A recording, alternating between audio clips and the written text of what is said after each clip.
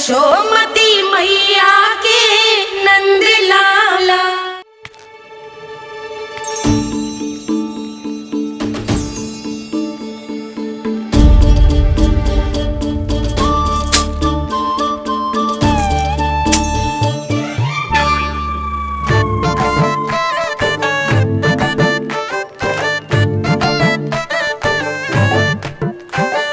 देख वसंता, अब कैसे सारा का सारा माखन बेचकर जे धनी ग्राहक से धन बटोर लेती है तेरी मैया।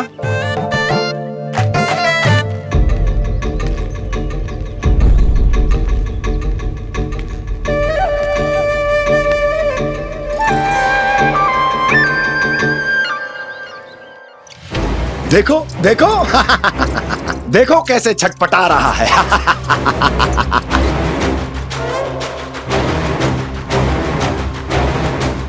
अपने प्राणों को बचाने के लिए कितना व्याकुल है, कैसे इस जाल से मुक्त होने के लिए तड़प रहा है।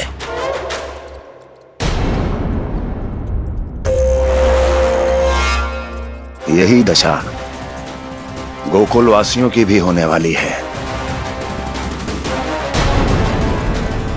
क्योंकि वो भी शीघ्र ही इस चूहे की तरह लोभ के जाल में फंसने वाले हैं। आओ आओ श्रीमान, पधारो।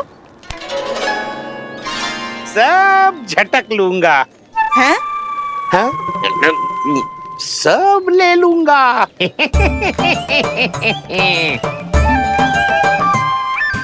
देखो श्रीमान, पूरे गोकुल में मुझसे अधिक स्वादिष्ट माखन किसी के पास ना होगो। अब अच्छे गुणवत्ता की वस्तु सस्ती थोड़ी ना होगी।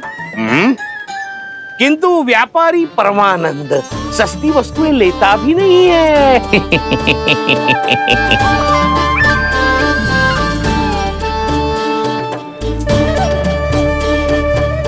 एक बार फिर सोच लो श्रीमान, हर मक्खन के मटके के बदले पूरे 2 सिक्के लेती हूँ मैं। 2 सिक्के? कहीं अधिक तो ना बोल दियो मैंने?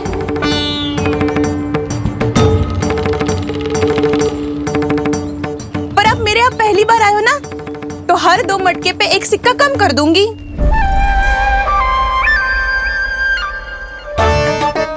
चार मटकी लोगे तो 1 और सिक्का कम कर दूंगी, लेकिन इससे अधिक कम कर ना पाऊंगी।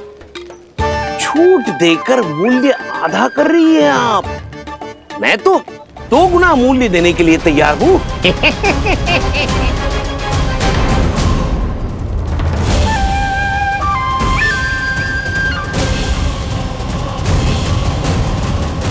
दो गुना मूल्य? 2 गुना मूल्य तो दूंगा, लेकिन मेरी एक शर्त है। सारी की सारी मटकियां चाहिए मुझे।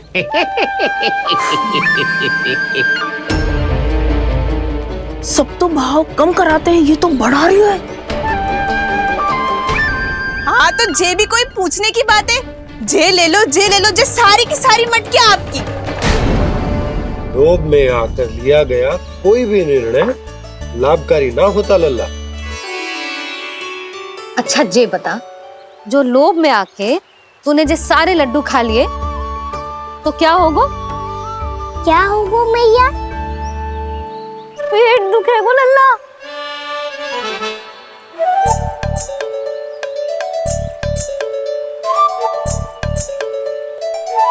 पीड़ा होगी, स्वास्थ्य बिगड़ जाएगो। फिर सोच ले, तू घर से बाहर ना निकल पाएगो।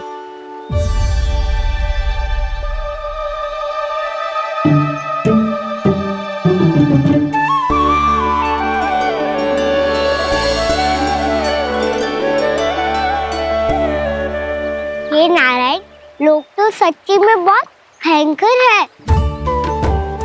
इससे तो बच के ही रहना पड़ेगा। पर बचा कैसे जाए?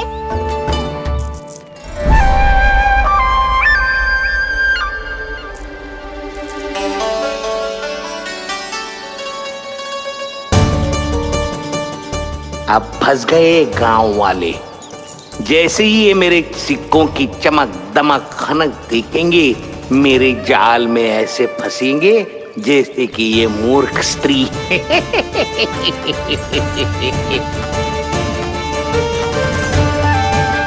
ये लीजिए, सामान्य मूल्य से 2 गुना मूल्य।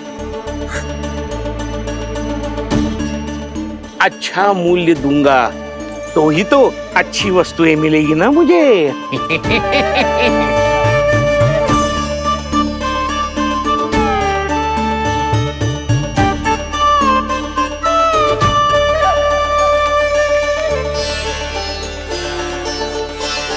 भाइयों, मैं मथुरा का सीधा साधा व्यापारी परमानंद हूं। मेरी मिठाइयां विदेशों के अनेक राज्यों में बेची जाती है, इसलिए मुझे सदैव सर्वोत्तम दूध के उत्पादों की आवश्यकता होती है। तो जैसे ही मुझे पता चला कि गोकुल में दूध के सर्वोत्तम उत्पाद मिलते हैं, मैं यहाँ चला आया। अब जिसे भी मेरी तरह धन अर्जित करना हो, उज्जवल भविष्य बनाना हो, वो मेरे साथ व्यापार कर सकता है। बस आपको मुझे एक वचन देना होगा। अपने आराध्य नारायण का नाम लेके प्रण करना होगा कि आज के बाद आप अपना सारा दूध, दही, मक्खन, घी मुझे और केवल मुझे ही देंगे।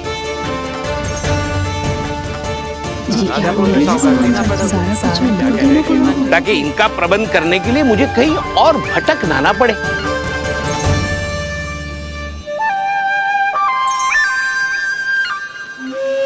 जो एक बार लोभ के जाल में फंस गया, वो फिर कभी बाहर नहीं आ सकता। अधिक से अधिक और अधिक और अधिक पाने के लोभ में अपना सब कुछ खो बैठता है।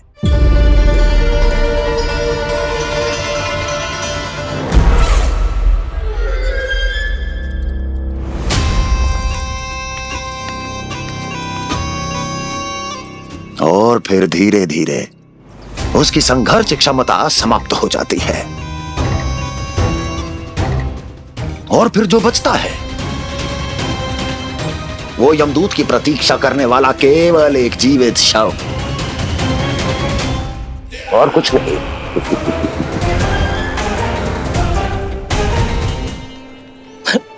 आपको अभी निर्णय लेने की कोई आवश्यकता नहीं है।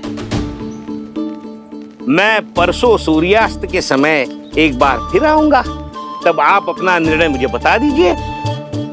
किंतु मेरे साथ व्यापार करने पर क्या होगा, इसकी मैं झांकी दिखाऊंगा आपको। आज आप सभी इस हाट में जो लेकर आए हो, वो सब लेकर जाऊंगा मैं, वो भी दुगना मूल्य देकर।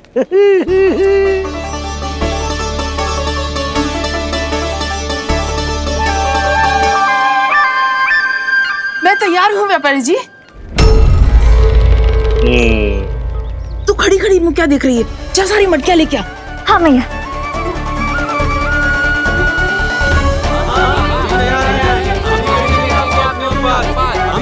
हाँ, जाइए जाइए जाइए।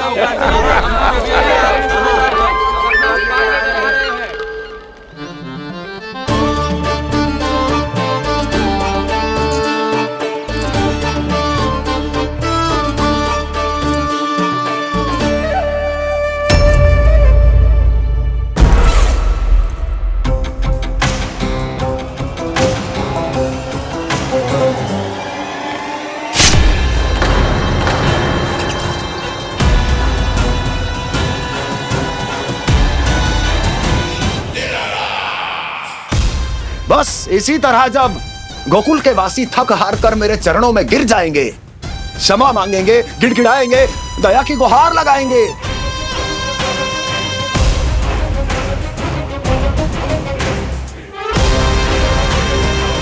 तब मैं उस नंद को गोकुल में छुपे उस चूहे के साथ यहां आने पर विवश कर दूंगा।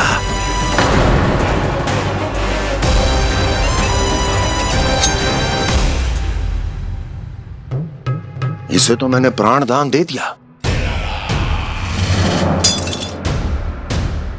उसे नहीं दूंगा। अरे वचन जो दिया है तुम्हें कि सबसे पहले मैं तुम्हारी इन आंखों के सामने उसके प्राण लूंगा और फिर तुम्हारे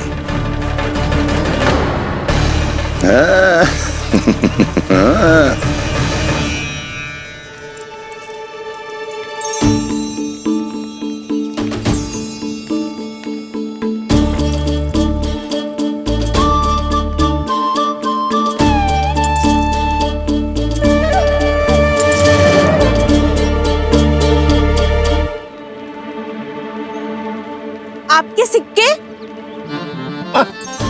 अब कौन उतरे, कौन झुके, कौन उठाए? रहने दीजिए, ऐसा समझेंगे धरती माता को दान दे दिया। चलो भाई चलो।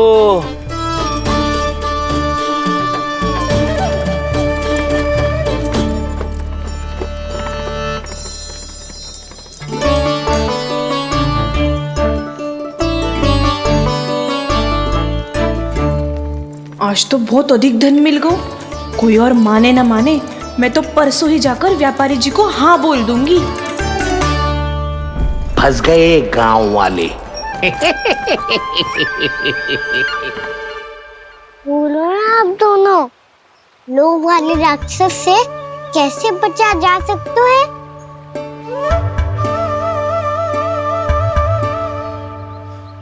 संतुष्टि से। ये संतुष्टि कौन है? संतुष्टि एक साधारण सी कला होती जिसमें प्रवीण होने के लिए एक बात सीखना आवश्यक है कि हमारे पास जितना है उतने में प्रसन्न रहना चाहिए। पर अधिक मिल जाए तो अपने परिवार या अपने सखाओं के साथ या किसी ऐसे व्यक्ति के साथ जिसे उसकी आवश्यकता हो बांट लेना चाहिए, ताकि सबके पास पर्याप्त हो और किसी को भी कछु कमी ना हो, किसी को वस्त्र के बिना रहना ना पड़े, भोजन के बिना सोना ना पड़े। और वैसे भी कान्हा, हम जितना अपनी वस्तुओं को बांटते हैं ना, उससे कई गुना अधिक नारायण हमें दे देते हैं। पर मैया, बस अब शेष प्रश्न घर जाके पूजा पूरी करने दे मुझे।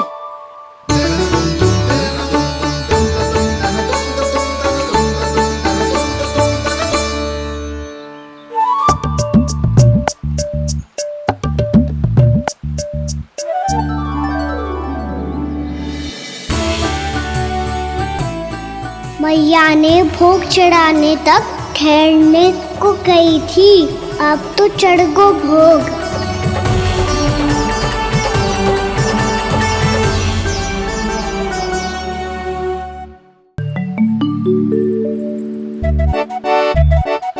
बाहर आ जाओ, सबके सब लड्डू लाए हो तुम्हारे लिए। हम तो तुझे भाव करके भयभीत करने वाले थे। तुझे कैसे पता चला और कब?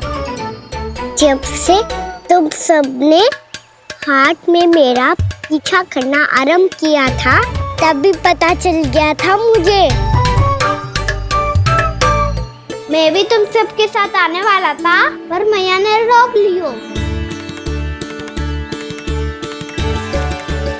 इससे पहले कि मैया मुझे रोक ले, भागो।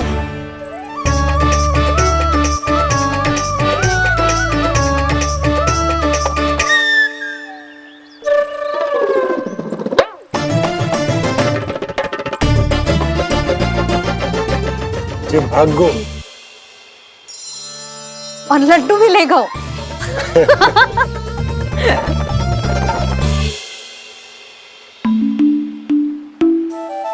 क्या होगा? फिर लड्डू लुप्त हो गए, लल्ला लुप्त हो गए, परंतु तुम्हारा घबराया हुआ स्वर अभी तक 10 दिशाओं में ना गूंजो। आप तो ऐसे कह रहे हो जैसे मैं सदैव घबरा के आसमान सर पे उठा लेती हूँ। मेरा जे अर्थ ना है यशोदा। ना ना, मुझे पता है। मैं लल्ला को लेके अधिक चिंतित हो जाती हूँ, पर इस समय मुझे कछु चिंता ना है, क्योंकि मुझे पता है वो लड्डू लेके सीधा कहाँ गया होगा। वहीं जहाँ पूरी टोली मिलके खेलने जाती है, जानकी के घर के पास वाले मैदान में। आ जाओ रे सबके सब, घेरा बना लो, सब लोग बैठ जाओ।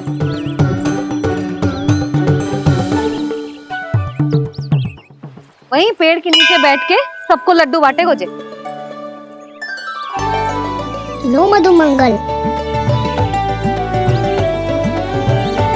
ले सुबल,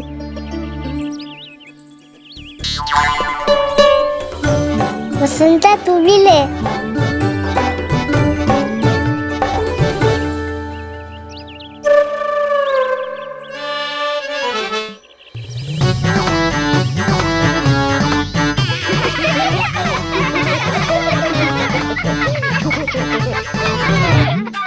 सुनी ना मैया ने क्या की?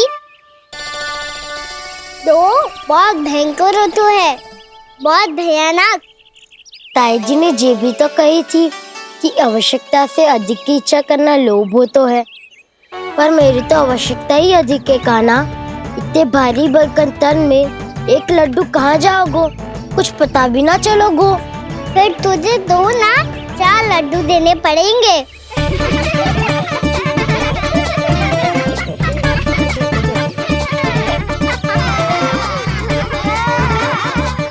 जितना उपवास करना है कर लो, पर लड्डू तो दो।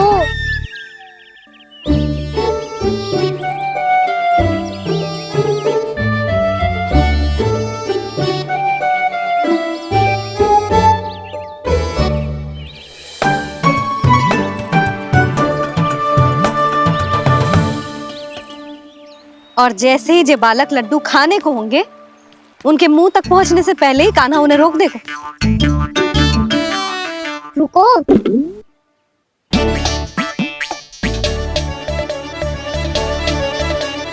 रुक क्यों दियो कान्हा? दाऊ को तो आने दो बसंता। उनके बिना कैसे खा सकते हम अकेले अकेले?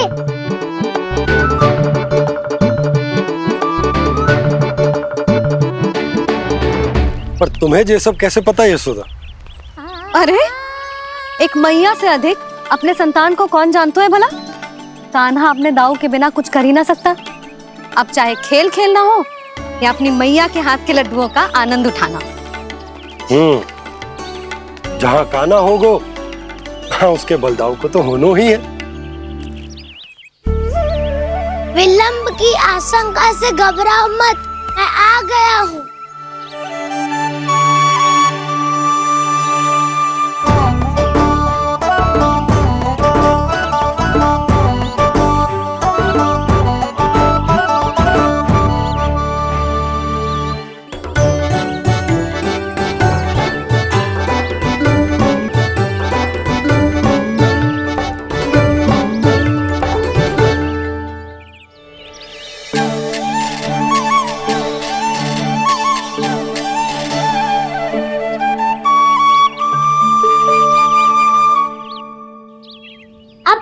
बैठे रहोगे कि कोई खेल भी खेलोगे? गिल्ली डंडा, छुपन छुपाई, ना ना पकड़ा पकड़ी, कछु नया खेल भी सुझाओ ना। मैं बताता हूँ, एकदम नया खेल है।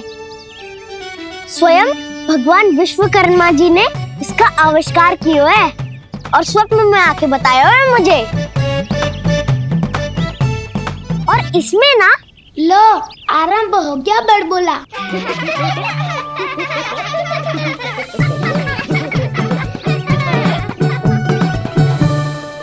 अरे पर खेल का नाम तो बता उज्जवल।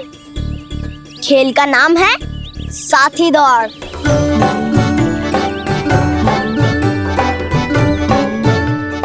साथी दौड़? पर खेलते कैसे है इसे? बस एक साथी दूसरे साथी का पैर अपने से बांधता है और दौड़ लगाता है। तो चलो अपना अपना साथी चुनते हैं।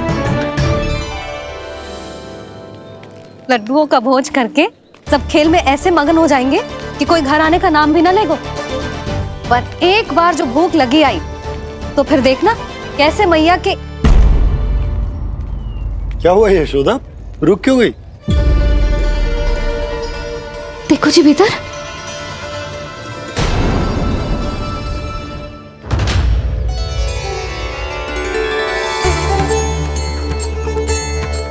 ये कौन है? जैसे साक्षात मैया लक्ष्मी।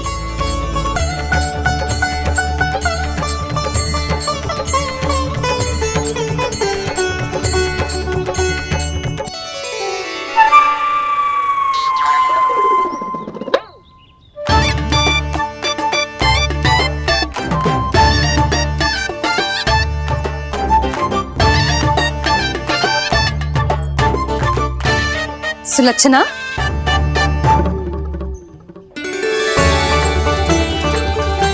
जशोदा जी, नंदराज। नारायण नारायण। नारायण नारायण। वो साधु महात्माओं की तरह अपना भविष्य देख रही थी। दोनों हाथों से धन बरस रहा था।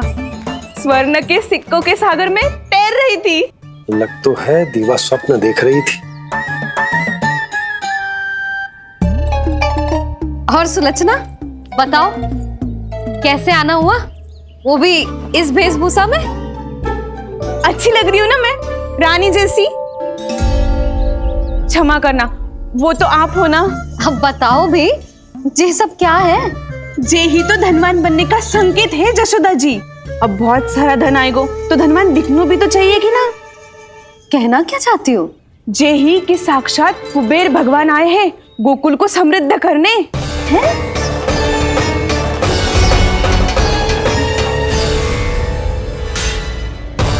कुबेर महाराज? साक्षात कुबेर भगवान आए हैं गोकुल को समृद्ध करने। हैं? सब विस्तार से बताती हूँ, आप बैठो तो सही। कुबेर महाराज? चलो जोड़ी बनाते हैं।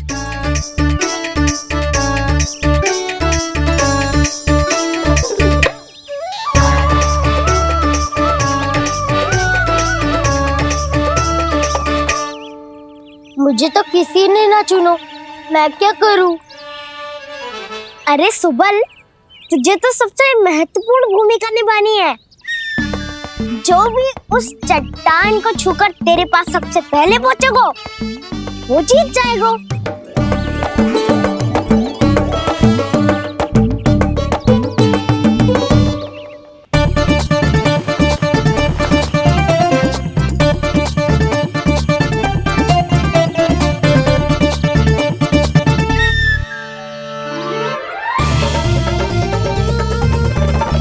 आरंभ करो।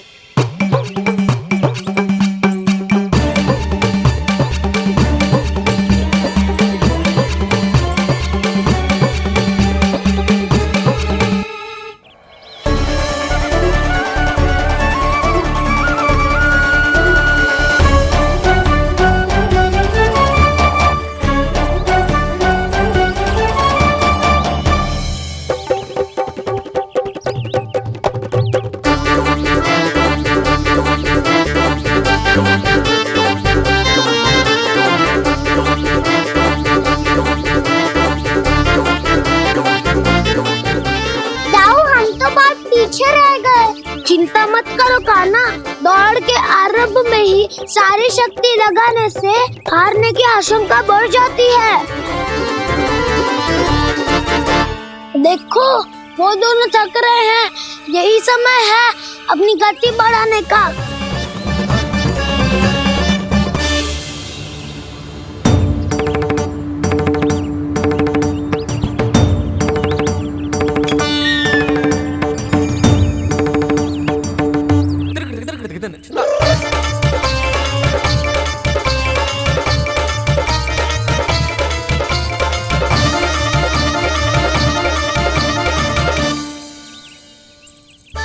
लो, हमारी जोड़ी सबसे पहले पहुंच गई।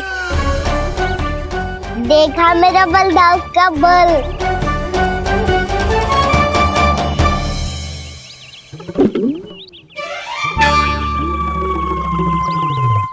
दाऊ, वो देखो।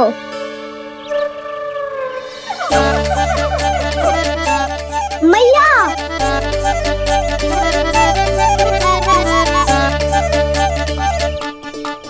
अपने परिवार या अपने सखाओं के साथ या किसी ऐसे व्यक्ति के साथ जिसे उसकी आवश्यकता हो, बांट लेना चाहिए ताकि सबके पास पर्याप्त हो और किसी को भी कछु कमी ना हो, किसी को वस्त्र के बिना रहना ना पड़े, भोजन के बिना सोना ना पड़े।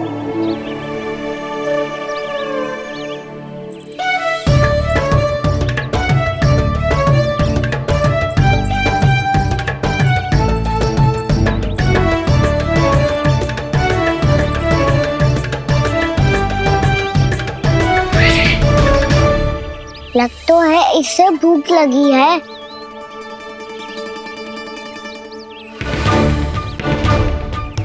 मेरी और क्या देख रहे हो? तुम्हारी पोटली में कुछ तो होगा, दे दो उसे। मेरे नैना मैया ने क्या की थी? जब हम किसी और को देते हैं ना, उससे अनेक गुना नारायण हमें वापिस कर देते हैं।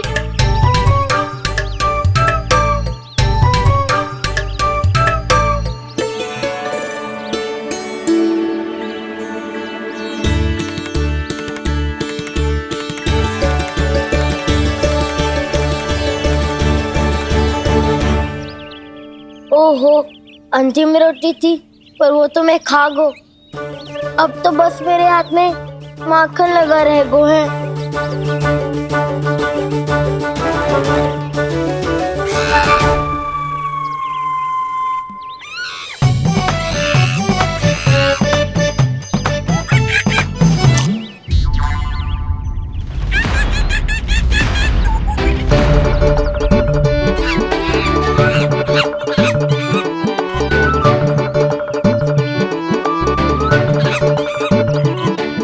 क्षमा करना सखा, तुम्हें देने के लिए मेरे पास कुछ नहीं है। अब आप ही बताओ, कोई 2 गुना मूल्य देगो तो हम शीघ्र ही धनवान बन जाएंगे कि ना? पर कोई 2 गुना मूल्य देगो ही क्यों? हो सकता है कि उनके पास अधिक धन हो, या उनकी तिजोरी में सामान आ रहा हो, या फिर उन्हें भलाई करने का रोग हो। हमें तो आम खाने से मतलब है ना नंदराज। गुटली किनके, हमें क्या लेना देना। मैंने तो निर्णय ले लिया है कि उसकी सिर्फ मान लोगी। बस नारायण को साक्षी मानकर जब प्रण ही तो लेना है कि सारा का सारा दूध, घी, माखन अब से केवल उन्हीं को देना है मैंने। बस इतनी मांग रखी है उसने? हाँ, आपको विश्वास ना हो रहा हो तो गोकुल में किसी से भी पूछ लियो। 2 गुना दाम दियो है परमानंद जी ने, इसलिए तो सबके सब आनंद के सागर में गोते लगा रहे हैं।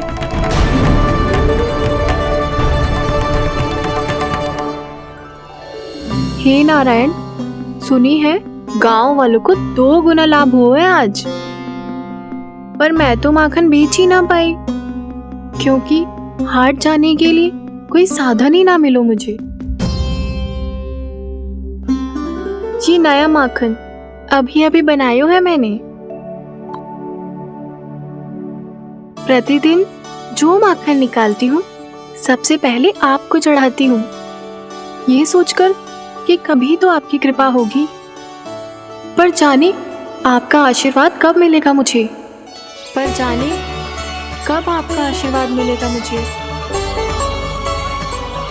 यदि इस बार भी मेरा माखन बेकार हो गई हो ना, तो सच्ची कह रही हूँ, कल से भोग में आपको कुछ भी ना चढ़ाऊंगी मैं। कल से भोग में आपको कुछ भी ना चढ़ाऊंगी मैं। कान्हा, मुस्कुरा क्यों रहे हो? वानर महाराज की भूख कैसे मिटानी है पता है मुझे। कैसे? माखन से। और माखन कहाँ मिलेगा? सावित्री मौसी के घर से। तो क्या तुम फिर से माखन चुराने की सोच रहे हो? दाऊ, मेरी बात प्रश्न ही नहीं उठता। इसकी अनुमति नहीं दूंगा मैं। गोकुल वासियों को ऐसा वचन देने की अनुमति ना दे सकता मैं। बिना सोचे समझे कैसे वो किसी अपरिचित व्यापारी के शब्दों पर विश्वास कर सकते हैं?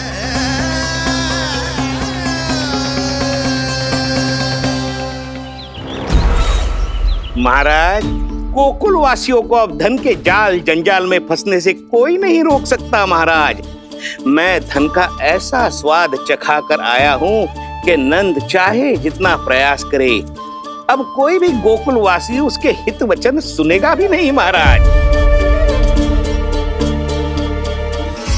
ये बहुत गंभीर बात है। हमें सभा बुलानी होगी यशोदा। जशोदा जी, आप भी कुछ कहो ना नंदराज से। जे अधिक ही सोच रहे, इतनी चिंता करने की कोई आवश्यकता ना है। आवश्यकता तो है। वैसे तो जब कोई लोभ के जाल में फंस जाता है तो उसका बाहर निकलना असंभव है, किंतु फिर भी अपनी दृष्टि चौकन्नी रखना और कान गोकुल में होने वाली हर हलचल पर, क्योंकि मैं नहीं चाहता कि उस छलिया विष्णु अवतार का कोई भी छल मेरे मार्ग का रोड़ा बन पाए। अवश्य महाराज।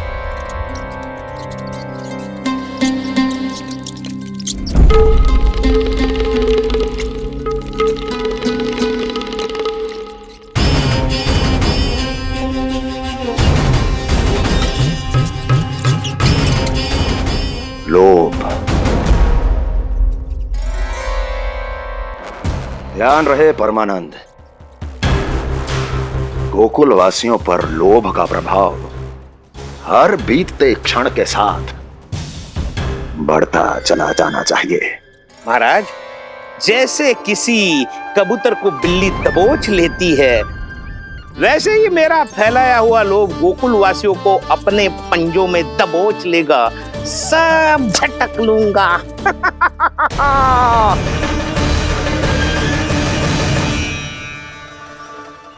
इससे पहले कि माखन पीला पड़ जाए, उसे आंच में तपाकर घी निकाल लेना चाहिए ना, तो पूरा का पूरा माखन बिगड़ जाता है।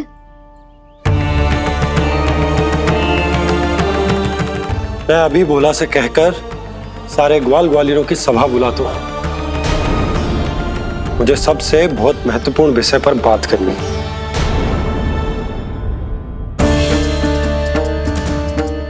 मति भ्रष्ट हो गई थी मेरी, जो यहाँ चली आई। अब कहीं ऐसा ना हो कि मेरा धनवान बनने का स्वप्न धरा का धरा रह जाए। सुलक्षणा, चिंता मत ही करो। अरे हम सबसे पहले तो वे अन्न के बारे में सोचते हैं। वे गोकुल वासियों को लोभ के फेर में कछु अनुचित ना करने देंगे। कहा ना मैंने, तुम्हें कुछ भी अनुचित करने नहीं दूंगा। दाऊ हूँ तुम्हारा। हाँ तो अनुचित बात करने देना दाऊ। पर मैं तो भलाई करना चाहता हूँ। भलाई? किसी की अनुमति या सहमति के बिना उसके यहाँ चोरी चुप के माखन खा लेना भलाई नहीं, चोरी कहलाती है। सखाओ, तुम ही बताओ, किसी भूखे प्राणी के लिए भोजन की व्यवस्था करना क्या होता है? भलाई। पड़े पड़े माखन सड़ने के स्थान पर किसी का पेट भरे, वो क्या होता है? भलाई। किसी के मन की इच्छा पूरी करना क्या होता है? भलाई। ठहरो ठहरो, चोरी करके किसकी मन की इच्छा पूरी करोगे तुम?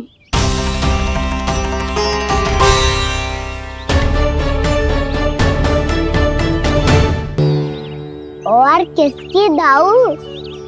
स्वयं सावित्री मौसी की। वही तो चाहती है कि मैं उनके घर आऊं और ढेर सारा माखन खाऊं।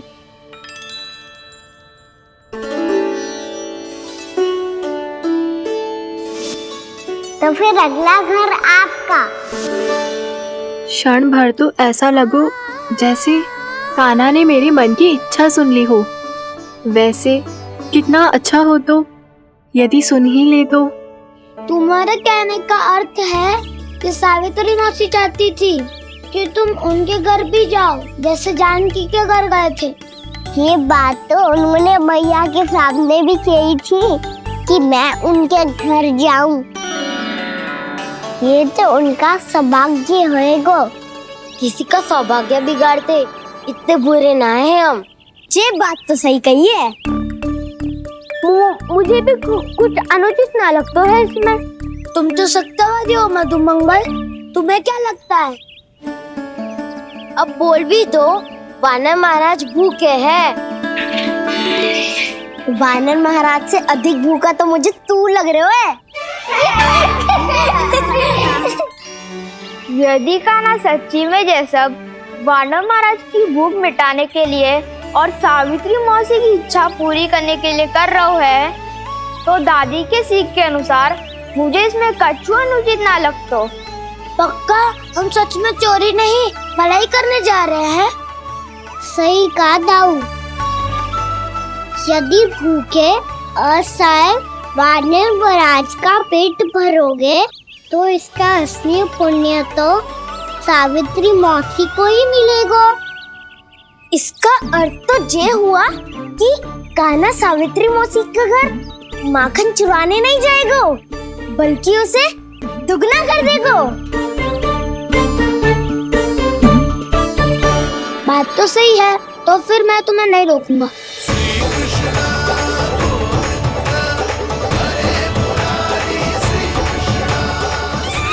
पर इस बार हम तुम्हें अकेले न जाने देंगे सखा।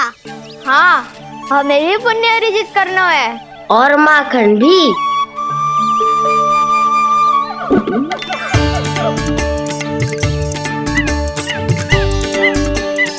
लगता है देव वानर महाराज भी हमारी टोली में सम्मिलित होना चाहते हैं। तब तो ये सबको ये कला सिखानी पड़ेगी। सही कहा सका, अच्छे काम का प्रचार प्रसार तो होना ही चाहिए ना। तो ठीक है, सिखा दूंगा और हमारी टोली कहलाएगी चौर्य विद्या प्रसारण टोली। और कान्हा तू बन जाइयो इसका अध्यक्ष और दाऊ बनेंगे उपाध्यक्ष। मुझे स्वीकार है। चौर्य विद्या प्रसारण टोली की जय! चौर्य विद्या प्रसारण टोली की जय! और सुनो क्या करना है और कैसे।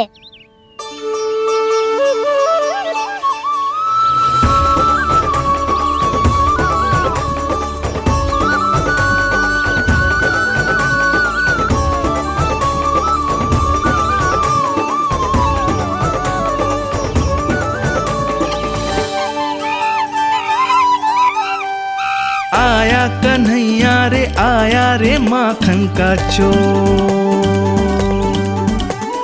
रोके रुके ना ये सरपट लगाता है दौड़।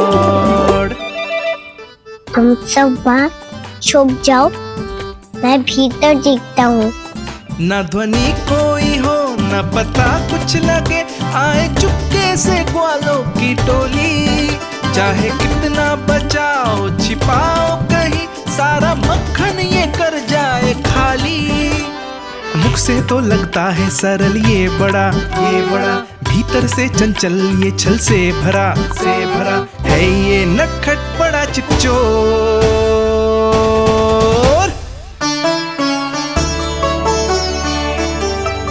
इतने ऊपर टांग रही हो मौसी। कान्हा सच में आ गयो तो मैं तो धन्य हो जाऊंगी।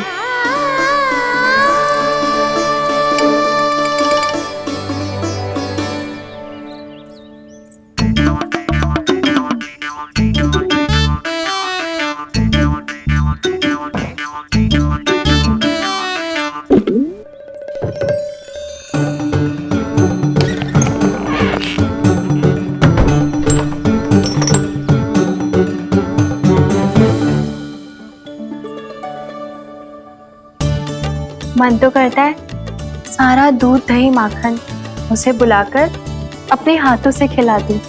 मुझे बुलाना भी चाहती हो और अनजाने में मेरे लिए कठिनाई भी बढ़ा रही हो। पर मेरे यहाँ क्यों आएगा कान्हा? इससे अच्छा तो यही होगा कि कल माखन बेचने के लिए कहीं से सकट का प्रबंध कर लूं।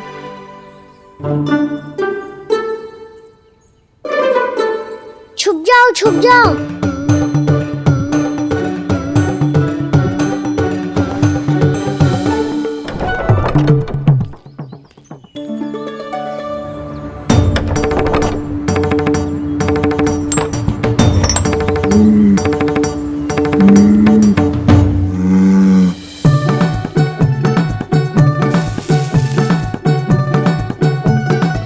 वैसे भी वो ठहरा राजकुमार, एक साधारण गोपी के यहाँ का माखन काहे खाएगो।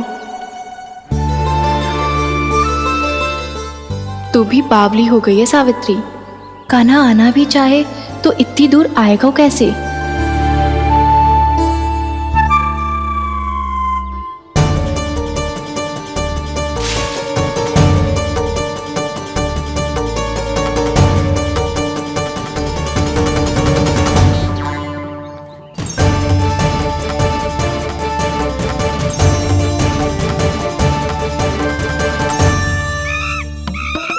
ओ मैया,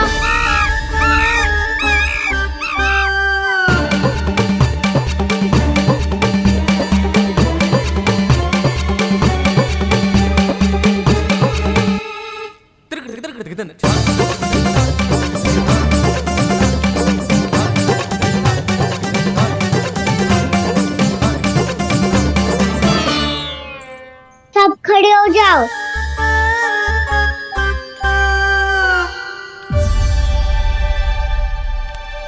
सच्ची मैं भी कितनी बावली हो गई हूँ ना। जब नंद भवन की ओर जा ही रही हूँ तो कान्हा के लिए थोड़ा सा माखन ले जाती हूँ।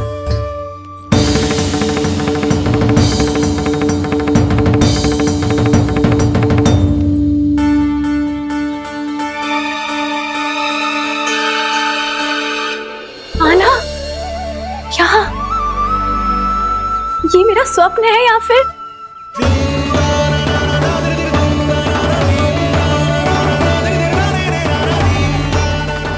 ये सारे बालक यहाँ क्या कर रहे हैं कान्हा के साथ?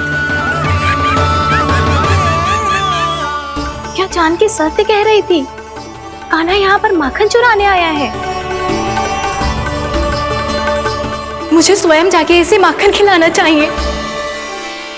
चलो, सावित्री मौसी के वापस लौटने से पहले मैं कार्य समाप्त करके वापस भी जाना है। कोई पकड़ी मत जाना।